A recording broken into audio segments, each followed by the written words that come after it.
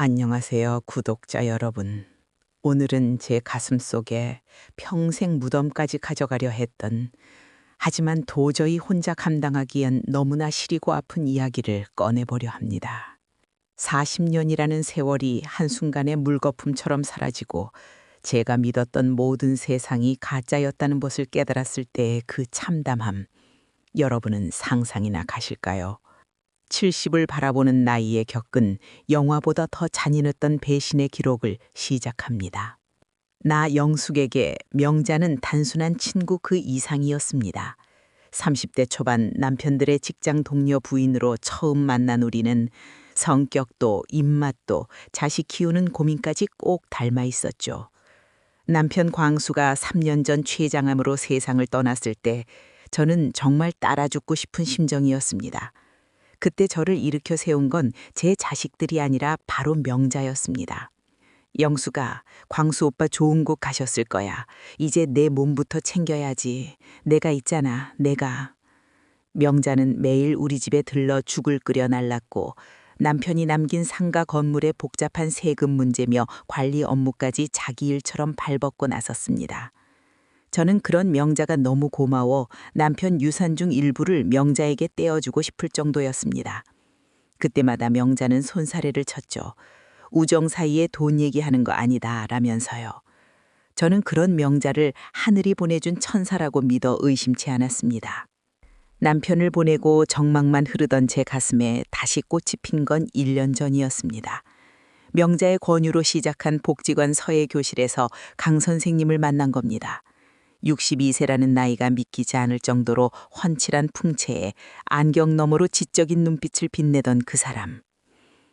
영숙 씨, 오늘 쓴 연이라는 글자에서 따뜻한 온기가 느껴지네요. 그의 중저음 목소리에 저는 10대 소녀처럼 가슴이 뛰었습니다. 하지만 저는 스스로를 다그쳤습니다. 이 나이에 무슨 주책이야. 죽은 남편 보기 부끄럽게. 그런데 명자가 제 손을 꼭 잡으며 부추기더군요. 야, 영수가 요즘 세상에 나이가 무슨 상관이야. 강 선생님 같은 분 정말 귀해. 광수 오빠도 하늘에서 네가 외롭게 사는 거 원치 않을 거다. 너도 이제 여자로 사랑받고 살아야지. 명자의 응원 덕분이었을까요? 저는 강 선생님과 조심스럽게 만남을 이어갔습니다. 그는 제게 시를 읽어주고 직접 쓴 서예 작품을 선물하며 정성을 다했습니다. 그리고 제 생일날 그는 근사한 레스토랑에서 다이아 반지를 내밀며 제 여생을 함께하고 싶다고 고백했습니다. 저는 세상에서 가장 행복한 여자가 된 기분이었습니다. 비극은 가장 행복한 순간에 예고 없이 찾아왔습니다. 강 선생님과 결혼을 약속하고 행복한 꿈에 부풀어 있던 어느 날 밤이었죠. 데이트를 마치고 제 차에서 내린 그의 뒷모습을 보다가 조수석 바닥에 떨어진 그의 지갑을 발견했습니다.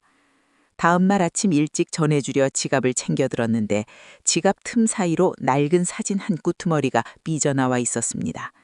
평소 남의 물건에 손대지 않는 성격이지만 왠지 모를 이끌림에 그 사진을 뽑아들었습니다. 그 순간 저는 숨이 턱 막혀 자리에 주저앉고 말았습니다. 흑백 사진 속에는 30대 시절의 제 남편 광수가 환하게 웃고 있었습니다. 그런데 그 곁에서 갓난아기를 품에 안고 남편에게 몸을 기댄 여자는 다름 아닌 명자였습니다. 사진 뒷면에는 남편의 필체로 이렇게 적혀 있었습니다. 1994년 5월 사랑하는 명자와 우리 아들 재훈의 첫 돌을 기념하며 평생 너희를 책임질게. 재훈? 강 선생님의 본명이 재훈이라는 사실을 저는 그때야 떠올렸습니다. 손이 덜덜 떨리고 눈앞이 캄캄해졌습니다. 40년 우정? 영혼의 단짝? 모든 것이 거짓이었습니다. 명자는 40년 전부터 내 남편의 내연녀였고 지금 제 눈앞에서 사랑을 고백하던 강 선생님은 남편이 밖에서 낳아온 아들이었던 겁니다. 심장이 입 밖으로 튀어나올 것 같았습니다. 머릿속에선 아까 본 사진 속 남편의 얼굴과 강 선생님의 미소가 뒤섞여 소용돌이치고 있었죠. 저는 홀린 듯 명자의 아파트 복도를 달렸습니다. 아니겠지, 아닐 거야. 사진이 닮은 거겠지. 제발 그 집안에서 명자가 혼자 TV나 보고 있기를 간절히 빌며 현관문 앞에 섰습니다.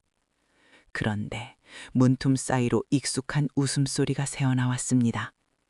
아, 엄마, 나 진짜 목소리 깔고 영숙 씨 어쩌고 하는 거 닭살 돋아서 못 제먹겠어. 아까 반지 줄 때 우는 거 봤어? 나 진짜 웃음 참느라 죽는 줄 알았다니까. 복도에 얼어붙은 제 귀를 의심했습니다. 분명 강 선생님의 목소리였어요. 하지만 서예 교실에서의 그 푸음이 끼던 중저음이 아니었습니다. 나이보다 훨씬 젊고 경박하게 툭툭 내뱉는 날것 그대로의 말투. 소름 끼치도록 낯선 그 목소리에 온몸의 피가 발끝으로 쫙 빠져나가는 기분이었죠. 이어서 들려온 명자의 목소리는 제 40년 세월을 통째로 부정하게 만들더군요. 맥주캔 따는 칙 소리와 함께 명자가 깔깔거리며 대답했습니다. 야, 그래도 네가 고생한 보람이 있네. 그 여편네, 네 아버지가 건물 상속해줄 때부터 지가 잘나서 가진 줄 아더라. 지 남편이 뒤로 나한테 무슨 짓을 했는지도 모르고. 내가 그 집 하녀 노릇하면서 비위 맞춘 게 몇 년인데 이제야 제대로 찾아오는 거지. 그나저나 엄마, 다음 주에 상가 증여 서류 도장 찍기로 했거든? 그거 처리되자마자 바로 금매로 던지고 우리 필리핀 가는 거다. 나 진짜 그 할머니랑 데이트하는 거 지긋지긋해. 당연하지. 니도 네 아버지 피 어디 안 간다. 여우 같은 게 영숙이 홀리는 솜씨가 아주 깔깔깔. 야, 한 잔 더 해. 오늘 기분 진짜 최고다. 문 하나 사이로 들려오는 그들의 대화는 마치 예리한 칼날 같았습니다. 내 남편을 네 아버지라 부르는 명자, 그리고 저를 그 여편네, 그 할머니라 비웃는 40년 지기 친구. 저는 문고리를 잡으려던 손을 멈췄습니다. 거기서 문을 박차고 들어가 소리를 지르는 것, 저들이 원하는 시나리오라는 생각이 번뜩 들었거든요. 차가운 복도벽에 머리를 기대고 입술을 깨물었습니다. 눈물이 나올 줄 알았는데 오히려 정신이 서늘할 정도로 맑아지더군요. 그래, 연극은 너희만 하는 게 아니지. 저는 떨리는 손으로 휴대폰을 꺼내 녹음 버튼을 눌렀습니다. 그리고 그들의 추악한 웃음소리가 복도 끝까지 울려 퍼지는 동안 저는 제 인생에서 가장 차갑고 잔인한 복수를 설계하기 시작했습니다. 그들의 웃음소리를 뒤로 하고 복도를 빠져나오는데 다리가 후들거려 몇 번이나 주저앉을 뻔했습니다. 하지만 저는 입술을 피가 나도록 깨물며 정신을 붙잡았어요. 지금 무너지면 저 악마 같은 것들 뜻대로 되는 거다. 집에 돌아와 거실에 걸린 남편의 영정사진을 보았습니다. 인자하게 웃고 있는 그 얼굴이 그렇게 가증스러울 수가 없더군요. 저는 사진을 바닥으로 엎어버리고 그날 밤 꼬박 세워 제가 가진 모든 등기부등본과 인감도장과 남편이 남긴 통장들을 식탁 위에 펼쳐놓았습니다. 다음 날부터 저는 인생 최고의 연기를 시작했습니다. 강 선생님, 아니 그 사기꾼 놈이 보낸 영숙 씨 잘 주무셨어요? 라는 가식적인 문자에 강 선생님 덕분에 푹 잤네요. 라고 답장을 보냈습니다. 속이 뒤집혀 구역질이 났지만 그놈들이 방심하게 만들어야 했으니까요. 일주일 뒤 명자와 그 아들놈을 저희 집으로 불렀습니다. 상가 건물 증여 서류에 도장을 찍기로 한 날이었죠. 명자는 평소처럼 인자한 친구의 얼굴로 제 손을 잡았습니다. 영수가 정말 잘 생각했다. 강 선생님 같은 젊은 양반이 관리해줘야 네가 노후에 발 뻗고 살지. 죽은 광수 오빠도 좋아할 거야.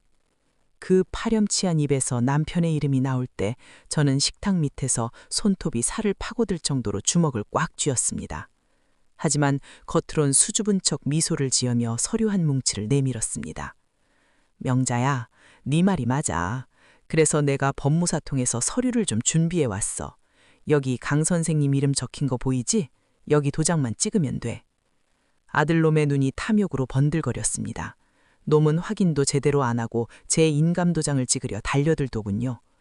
바로 그 순간 제가 미리 불러둔 건장한 남자 3명, 제 친동생들과 변호사가 안방에서 걸어 나왔습니다.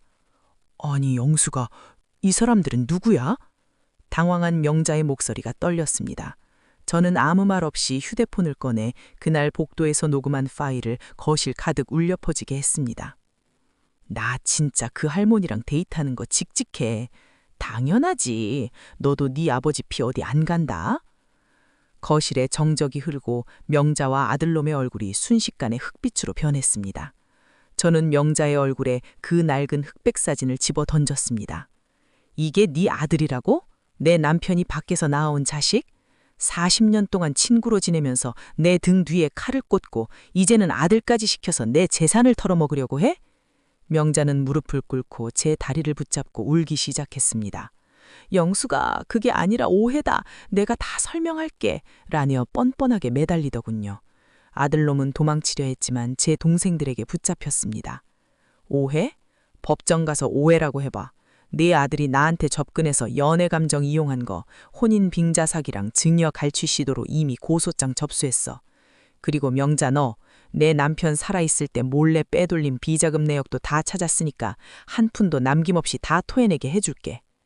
그들을 쓰레기처럼 집 밖으로 내던진 뒤 저는 가장 먼저 남편의 유품과 명자가 선물했던 모든 물건을 마당에서 태워버렸습니다. 상가 건물은 제가 예전에 후원하던 고아원에 전부 기부 예약 절차를 마쳤습니다. 그 재산 때문에 이 끔찍한 연극이 시작되었으니 제 손에 한 푼도 남기고 싶지 않았거든요. 며칠 뒤 저는 평생 살던 큰 집을 처분하고 아무도 모르는 한적한 동네에 조그만 빌라로 이사했습니다. 짐은 딱 여행 가방 2개였죠.